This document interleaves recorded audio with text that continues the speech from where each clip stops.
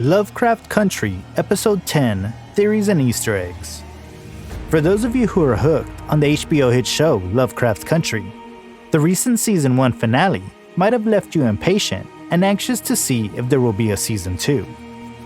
Episode 10 lived up to this title, full circle, because everything was wrapped up and it lived up to the prophecy laid out in the Lovecraft Country book. This has left any news of a Season 2 up in the air, but our video breakdown of theories and Easter eggs from Episode 10 just might hold you over. For now, before we jump in, make sure to leave a like and subscribe for more Lovecraft content. Full Circle. The episode earned its name Full Circle because every plot point that we saw over the course of the first 9 episodes is resolved in some way during this finale. However, it isn't just a plot that we watch resolve, but each individual's character's journey as well. In order for these journeys to come to their close, each character fully accepts who they really are. Montrose must accept his past trauma and the way it turned him into his father, in order to move on and have a better relationship with his son and grandson. Atticus must accept that his fate is ultimately going to lead him to sacrifice his own life. Ruby accepts who she really wants to be by working with Christina, and Christina accepts who she truly is by allowing herself to become the true villain of the show. Do you think the title of episode 10 was as fitting as we do? Oppression, Christina and Titus. Christina has been an overarching villain for the first season of Lovecraft Country, and this comes to a head in the finale when Atticus and the others decide they need to rob her of her powers. At the same time, they are summoning Titus so they can get what they need for the binding. During the show, Titus and Christina are both symbols of oppression, despite the fact that they can't see that. Titus claims he gave Hannah more than other black people of her time could hope to get. This plays into the trope of a kind of slave master, even though, by definition, slave masters are not kind. Granting Hannah what she should have already had and acting like it is a favor is just as much as an oppression as trying to own her. Christina tries to get the book from Atticus in order to cast a spell how she sees fit, but they refuse to give it to her. When she doesn't get what she wants, she takes away Letty's Mark of Cain, which was meant to protect her. Despite the fact that she seems to love Ruby, she is willing to kill her to get where she wants to be. During the fight with Letty, Christina says she has no problem killing her, despite the promise she made to Ruby. This shows Christina as what she really is, another symbol of oppression who isn't willing to help others unless there is something in it for her. Ruby wasn't any more than a servant to her. Even in the end, when Christina uses the blood of black people to try and get what she wants, she still asks them for help. She lays under the rubble, calling for help from the people she was willing to step on to better her life. What do you think about Christina's demise? Do you think her fate was warranted after all the evil she did? Generational sacrifice and pain. In episode 10 of Lovecraft Country, Atticus and Letty find themselves trapped in the ancestral plane.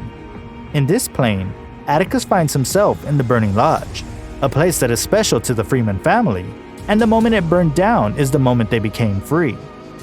Atticus meets Hannah and learns it was her spell that created this place to be a sanctuary. However, it turned into a place where her descendants all go to when they die. The fire in the lodge, while representative of the fire burning in Hannah, can also be seen as generational pain. People of color often feel as if they live with the weight of the past and the pain of it bearing down on them. They are constantly reminded of the pain their ancestors faced in order for them to be where they are, and the sacrifices that came with it. In this ancestral plane, Atticus learns of the binding spell Hannah created, and he also learns he will have to sacrifice himself in order to see it through.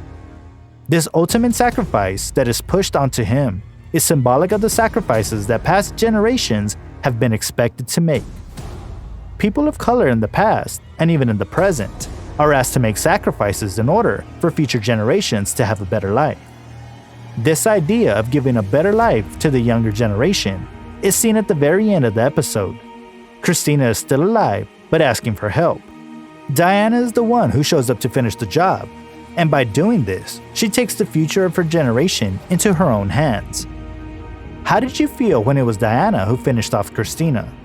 Let us know what your reaction was in the comments. Crucifixion and Ashes to Ashes. Once Atticus has what he needs, Titus and the other descendants fade away and crumble to ash. This is just one of the many nods to the Bible that we see throughout this episode, and this entire season. Atticus is expected to sacrifice his life for the greater good, and is strung up like he is being crucified. This is a much more obvious reference to the Bible and God, and it is more significant when you realize how deeply the idea of God has been woven throughout the episode. Atticus is baptized in an attempt to save his soul. His ancestors turn to ash. Letty is given the mark of Cain. All of this points to the idea that in the universe of Lovecraft Country, God could very well exist. If this is true, the baptism and sacrifice may have saved Tick's soul. Of course, there is a theory that the resurrection spell used on Titus could be used to bring him back. Titus was able to move around freely for the most part, and it is possible this same spell will allow us to see Atticus again in Season 2. Do you think the resurrection spell will show up in Season 2? Let us know why or why not.